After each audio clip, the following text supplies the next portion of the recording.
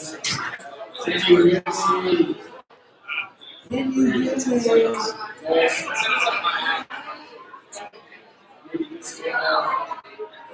I'll be able to tell you about it. Rochelle Vanderplas, can you hear me? Oh, it works. I just was testing for the back row there. All right, so we're going to get this thing going in a little bit. If anybody needs to use the restroom, it is straight across the alleyway there. Now would be a good time to stock up on an adult beverage of your choice. It always makes events go smooth.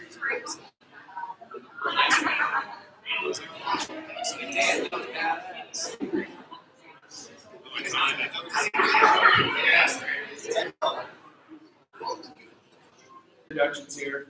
So, my name is Dave Nettle. I'm one of the guides here at Alpenglow Expeditions.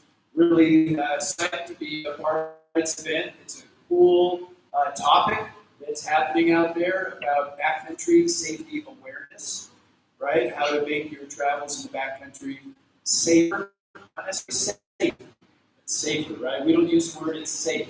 There's always some inherent risk out there.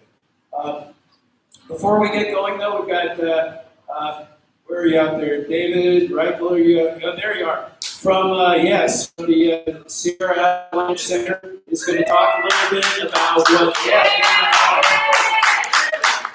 So, their mission is to cure the world of avalanches. How's that going? It's somewhere down the line from curing COVID. All right. So, David, tell us a little bit about what's going on in tonight's fundraiser.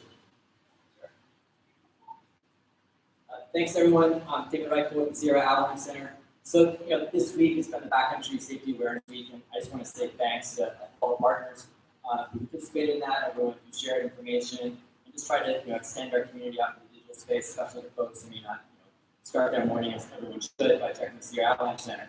But for people who are new to the backcountry and sort of it's a great way to be exposed to all that information. So thanks. Take care, Tahoe and Tahoe Fund. Also, thanks for putting on this event. It's kind of a fun way to do this week and start some good knowledge. Thanks to the Alpenglow crew for doing that. There was a whole bunch of people. Sarah, I think, deserves a raise. She was awesome. Thank you, Sarah. Finally, thanks to the athletes for coming and sharing some of their tips and tricks. Both major thanks for Mother Nature for showing up with winter. We all appreciate it. There's maybe some lingering concerns down deep, so please keep checking the Sierra Avalanche Center website and have a good evening.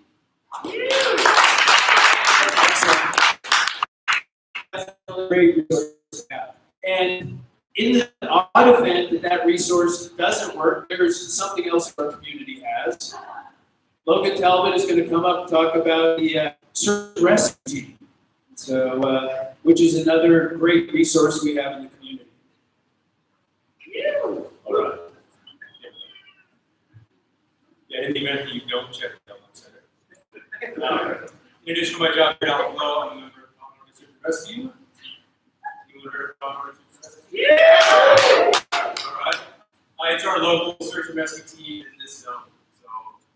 So, Palisades, Brocades, Performance Squad, Alpine, North Star, Triple, so we're an all-volunteer team. Started in 1976 in the aftermath of a tragedy. Young kid was lost on the backside of North Star, and there was no STAR team. So those guys and friends and family got together and formed the STAR team. It's made up of skiers, snowmobilers, snowcat operators, communications folks, helicopter rescue people, and we all get together to execute the mission, which is to perform really quality, fast, thorough, effective safety rescues in backcountry, and also educate the public on backcountry safety. So this week is great. So we're all volunteers, of course. It's a nonprofit. We don't get any funding from any government agency or the county or the state. All of our operating expenses go to fundraisers like the Great Sea Race. Anyone see that? Yeah. We've been doing that for like 40 years. Tossing in the truckie. Sometimes we run a lot of snow back in the truck side of things. And this year we're going to do a loop around Mount Watson. Tahoe XC to Tahoe XC. Should be great. I'll be up there. TahoeNordicStar.org, the website. Thanks for Milo. Check it out. First Monday of every month is our meetings at 5 o'clock. And awesome. Thanks. Thanks, Logan. All right. So before I introduce and cut loose our esteemed group of athletes and very good friends of mine, tonight is all about hazards in the backcountry, right? And so I'm going to get a little audience participation. None of this is scripted. I'm like on free rein here. I have notes, but they might go after that. But so just free form, don't raise your hand. Just let's hit this whole crew with some of the inherent hazards that exist in the backcountry. Avalanche. All right, somebody gets a bonus point. And we're going to talk a lot about that, right? But there are a lot of other risks and hazards that exist. What would be another one? Grizzly bears. Whiteout, Sasquatch, yeah. What are some others? Cornice collapses, yes. Gear failure, absolutely. Anything else? Tree wells, thank you. Don't go upside down, right? Okay, there's a few other big ones out there, especially early season. Other people. Skiers, actually, let's just say humans, right? Yeah, humans are a huge risk out there, right? Yeah, we've got like creek beds, we've got what we call low tide rocks, hazards, branches, coming around a corner thinking that's a powdery branch you're going to ski through, and it's like 800 pounds of ice hanging on a bough, So lots going out there. But anyway, so we're going to talk a little bit about everything. So, and to kind of address that, we have brought together some of our backcountry's finest here, and I'm super psyched. So now I'm going to consult my notes. So our athlete panel here, and we're just going to kind of do this one at a time, and I'm not going to ask each of you the same question, except for in the beginning here. And Jared, why don't you start us off? Just kind of hit us with your name for those of you that have been living under a rock for the last 20 years. And what your home base is, and if you have any product or sponsor affiliations.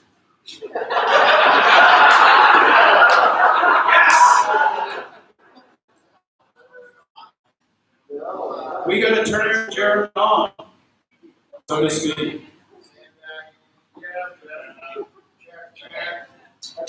Check. Okay. What was the question? So I'm from Cape Cod, Massachusetts. The highest point on Cape Cod, 200 feet, Shoot Flying Hill Road. And so naturally, I'm a big mountain snowboarder. And I have affiliation with Jones Snowboards, and ironically, Sierra Nevada, and they really go hand in hand. So, Nice try. My name is Michelle Parker, and I was born and raised here in Olympic Valley, and I live in Tahoe City now. And yeah, this is my home base. Travel often. I have affiliations with Red Bull and Arc'teryx, Black Crows, and the fine folks at Rebel Shine Wine. Yeah. My name is Cody Townsend, and I grew up in Santa Cruz, California. I'm supposed to be a surfer, snowboarder, but somehow fell in love with skiing, and been skiing this mountain my whole life, and I've followed full-time home base. The sponsor affiliations, I don't know, I've got my Instagram, I don't know about that. That's too much. 49ers.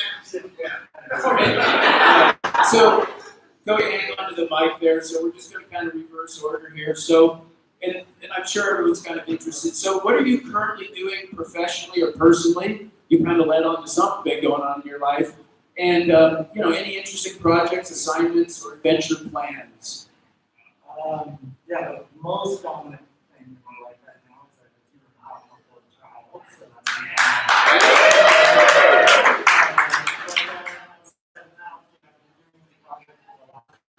that's called Stitching Project, and it's a goal of mine to try and find and ski all the 50 classic ski centers in North been skied at least once, but not all on together. So I set out in 2019 to try to do that. Mainly because I was actually a beginner ski mountaineer, but and I was like, this is a really good excuse to go on the Grand and go to Denali with Michelle, and it was just kind of like the new avenue of the mountains that I want to learn, and I've learned it ever since, and it's been a quick education. Excellent, right on. Michelle, same thing. What do you got? What do you got going on, girl? Let's see, I just wrapped up filming my third season of this series called Originate. And this past year, we actually really took we took a left turn. We didn't do anything snow related. We went to Ferry Creek and we stood up for old growth forests. We kind of dove into some different storylines. So we just finished wrapping that up. And for my future plans, I'm really focused on having as much fun as possible with my amazing friends and community in the backcountry here in Lake Tahoe, and just spending some time in the mountains this year. That's kind of what I'm feeling like. That's what I'm focused on right now. Kind of a lifetime plan. That's a lifetime plan. Yeah, that one doesn't change that much. Jared, what's going on? What's going on is we have a 4 to 8 foot face going on. The north face is running pretty damn good. A little sun effect on the south. And I can't really everything else in my world somehow. Like, we're here since about Monday night. So, and my wife, if she was here, she would attest to that. Because when it's on, it's on. And it's on. So hallelujah to that. And I'll just finish with, I'm also very active with Protect Our Winners, and to be clear, my life goal is to get yelled at by climate deniers because we are swimming in neck-deep powder and being told that climate change is not real. So let's just all come together and hopefully we can achieve that goal and swim in neck-deep powder. Awesome. All right. So, Jeremy, this is kind of like the wrap up on our introduction phase of the questions. Is outside of the Tahoe Sierra, which we know is all our favorite mountain range, outside of the Tahoe Sierra, what is a favorite backcountry ski location or a range, and why? Yeah, so I don't know if it's my first or second love, but Alaska has been a staple of my life, and I think it's a lot of similarities in that coastal snowpack. I always say with the Sierra, it's a really nice place to grow old. Meaning we're, yes, we got some complexity as we talked to the Abbey community up above 8,000 feet or what have you, and we have those scenarios, but just in general, the simplicity of these coastal snowpacks, and I have really focused, I'd say 90% of my snowboarding on coastal snowpacks for a reason. And so yes, Alaska, we've all seen it, and again, it's a place, and I do feel like it is good. I'd like to travel and go to exotic places, but it is good to really hone in on a particular snowpack and really get to know its intricacies. And so for me, it really has been the Sierra and Alaska. It's probably where I've spent 80% of my focus with snowboarding. Great choice. Michelle? Well, I don't want to say the same thing, so I'm going to mix it up. I do really love Alaska, and I feel like every adventure there kind of takes you to a different type of terrain, whether that's like the Chatnas with these beautiful rock spires, or Haines with these amazing spines. But I'm going with the Tetons because, for the last maybe 5 years, I've been spending a lot of time there and kind of call it my training ground where I get a lot of vert in and also have some amazing partners. And that's been a place where I get to study a different snowpack and hone in on some layers that we don't typically always have in our snowpack here. And it's really complex terrain, but a lot of that terrain we're approaching top down. And it's been a place where I've felt a lot of personal growth in bigger mountains. Awesome. And I'm gonna hijack just for a second because I have to say the very first ski mountaineering adventure I ever did was in the Tetons, and our avalanche safety was back then you would trail 50 feet of red cord. And I've heard often when a plane crashes, it's like a lot of different things go wrong, and then the plane goes down, and that's kind of how this day felt. I showed up on time, ready to meet my partner. We had a plan to go to the park, ski a line I was really psyched on, and he no-showed. And so I was chilling out in the lobby, and eventually I started talking to two of my friends that were guides, and I was like, man, I spent all this money to be here another day. Like, I extended my trip. I'd love to get out. And he was like, well, I'm going out with, like, they were going out with their girlfriends. And I was like, cool. They're like two of my really close friends. They're both guides, trusted individuals. I went to meet one of the girlfriends, and there had clearly been some tension maybe there. So, like, my mindset immediately went to, I'm just going to make sure that she has the best day ever. And I'm psyched to go out with these guys. We're going to have a really chill day. We weren't going into the park. We actually downgraded our mission, like, quite substantially. We were going to this really obscure run that, like, looking back on it, I don't know that I would ever even pick out this run to go ski. It was literally their backyard in Kelly, Wyoming. It was across from the Tetons. So slightly different snowpack than what the Teton range was also forecasting. That wasn't something that was in my head. So I'm with two guides, total expert halo. I'm just trying to make sure that these girls have an awesome time.